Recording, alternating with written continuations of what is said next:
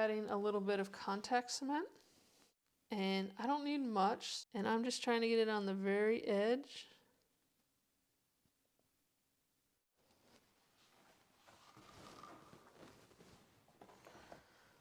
And if you're at all sensitive to fumes, 2 things to offer you help with that. One is do this in a very well ventilated space, or 2, wear a respirator. And then my thread, I'm going to go ahead and measure out how much I need for this whole project. So I'm going to measure the length of the project. And it's that. I don't need to go back up because that's the same as this here. So there is one length of the whole project. That is now 2 lengths of the whole project. And I'm going for 4 to 5 lengths. So there's 2. Then I can flip that over. And here's 4.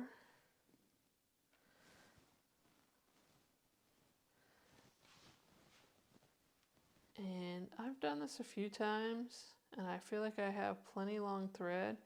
So I'm going to risk it and just try going 4.5, and maybe that's not really risking it because I said do 4 to 5. To thread the needle, thread the eye about 1.5 inches to 1 inch up, poke the center of the thread, just push the whole needle through. Cinch everything down. Your thread is ready to go. So now you want to be very sensitive, very careful that you've only got one real take at this. So when they touch each other, that's where they want to stay. So I want to make sure I get this top edge perfectly lined up.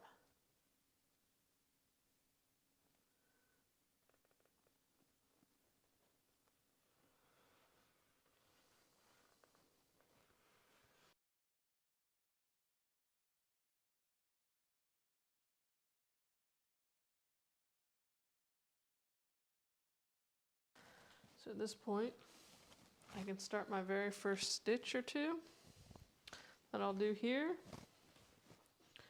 I like to do a few wraps in the beginning. I like to see that nice bold line.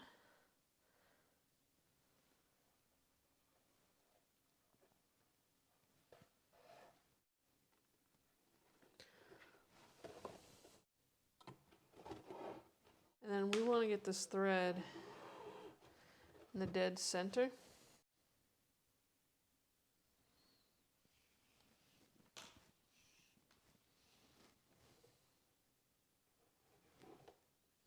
There we go. And then you're going to pick one side that's always going to lead with. So I'm going to say this side here is the one that I'm always going to start the stitch with.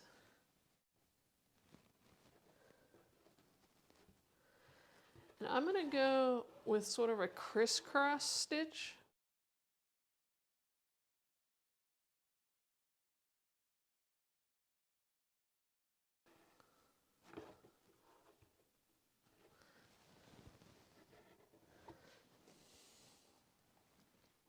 Great. I'm going to still start with this side. Intentionally trying not to split the thread that's already there, so making sure I come out nice and clean.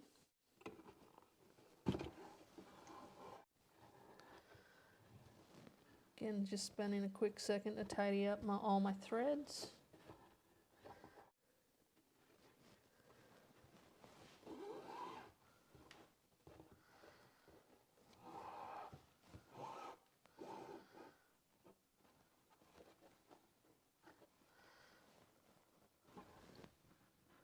I like it.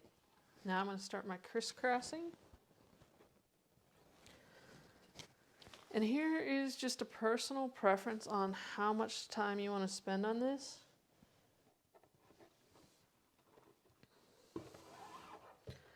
But You can spend a lot of extra time if it matters to you, but here at the very end where I'm going to pull this tight, I can make sure that there are no,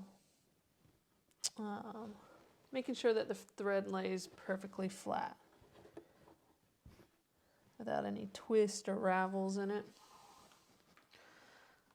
But if you're a person who likes to move a little quicker on a project, that's not going to matter to you.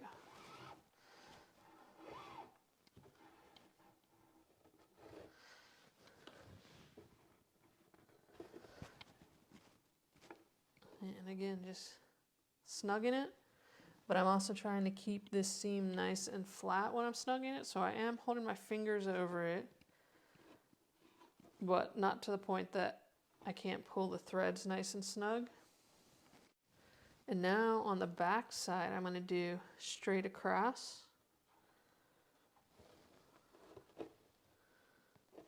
So the front will get an X and the back will be straight.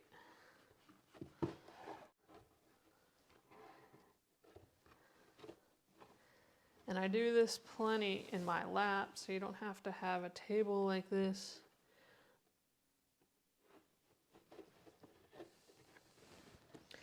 But the lap does make it a little bit easier to or the table makes it a little bit easier to videotape, that's for sure. So on the inside, I don't worry about trying to make sure everything is laying perfectly flat. Give myself a little free pass there. And by making sure you always start on the same side out here, keeps your stitch looking nice and consistent.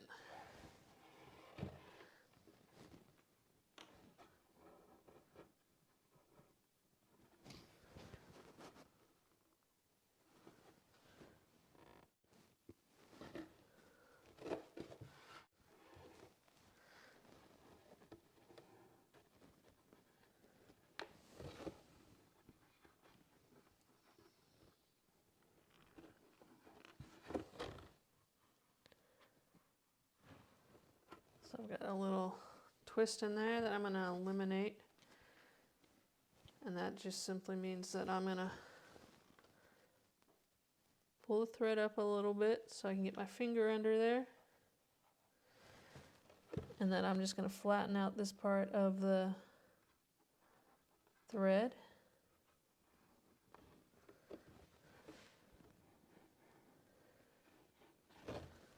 Double check it, like it, pull it snug. Looking good. So there we go. You can see the contact cement being a little stretched below the seam that I've already, or below the stitches I've already sewn. But as long as I don't stress that leather, they're going to hold together long enough for me to continue sewing. And you can see what a nice flat joint I'm getting right there. And then we're going to tip inside. You can see that I've got the top stitch a few times, so it's much thicker because I went around that spot twice, and then just have each one having the thread cross over each other in opposite directions to get that nice straight stitch down there.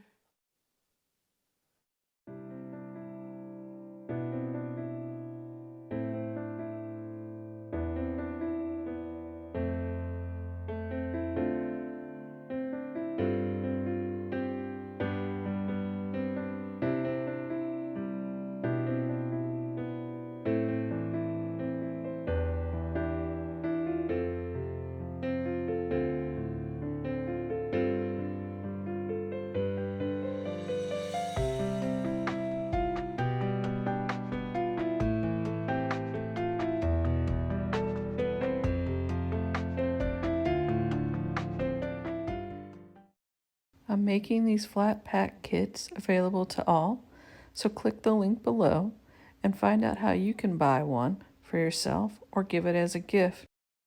Definitely make sure to follow along, as I've created a whole video series on step-by-step instructions on how to make these leather planter pots.